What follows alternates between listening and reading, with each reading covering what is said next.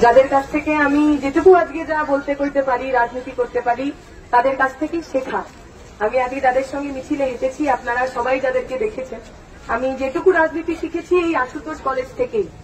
আজকে যখন এই আমরা নাম দিয়েছিলাম, বিভিন্ন কন্ট্যাক্ট দিয়েছিলাম, অনেকে প্রশ্ন করে আমাকে জিজ্ঞেস করছিল যে এই আপনাদের মিছিলে কি আশুতোষ কলেজ স্টুডেন্টস ইউনিয়নও হাঁটবে?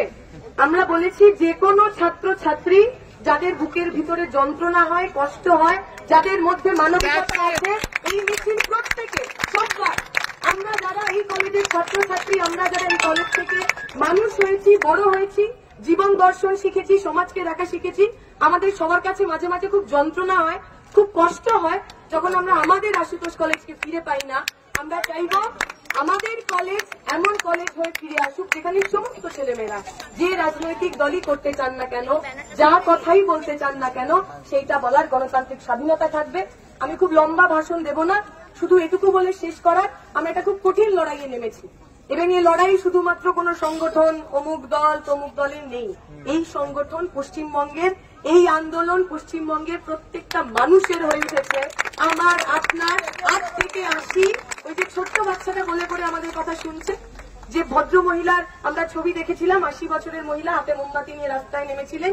এই আন্দোলনের সবচেয়ে বড় প্রতীক, সবচেয়ে বড় পতাকা ওই ছোট্ট মেয়েটি এবং ওই বয়স্ক ঠাকুমাটি। ওদের জন্যই, আমাদের সবার জন্য আমরা লড়ছি। তাই আসুন, দল মত নির্বিশেষে যারা অপরাধ করেছে, যারা সিস্টেমেটিক্যালি এই অপরাধীদের চাপা দেওয়ার, বাঁচানোর চেষ্টা করছেন, প্রত্যেকের শেষ দেখা না পর্যন্ত আমরা যেন একে অপরের হাতটা খুব ভালোবাসায়, খুব মমতায়, খুব সাহসের সঙ্গে ধরে রাখি। কিছুদিন আগে আমরা যে শুনেছিলাম রবীন্দ্র সদনের ঘটনা, আমার ট্রান্স বন্ধুরা, মেয়ের বন্ধুরা, তাদের সঙ্গে যে ধরনের আচার আচরণ হয়েছে, আমরা সবাইকে বলে দিতে চাই, আমরা যখন নারী মুক্তির কথা বলি, জেন্ডার জাস্টিসের কথা বলি, আমরা শুধু সিস ওয়ার্ল্ডের কথা বলছি না, আমরা প্রত্যেক প্রান্তিক লিঙ্গের মানুষের কথা বলছি, প্রত্যেক প্রান্তিক মানুষের কথা বলছি।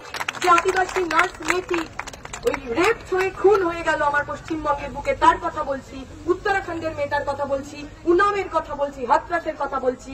প্রত্যেকটি নির্যাতিত মানুষের জন্য আমরা যেন রাস্তায় থাকি, আপনারা আমাদের সঙ্গে থাকবেন, আমরা একসাথে আমাদের জয় দেখব, এই আশা ভরসা রেখে আমার কথা শেষ করছি।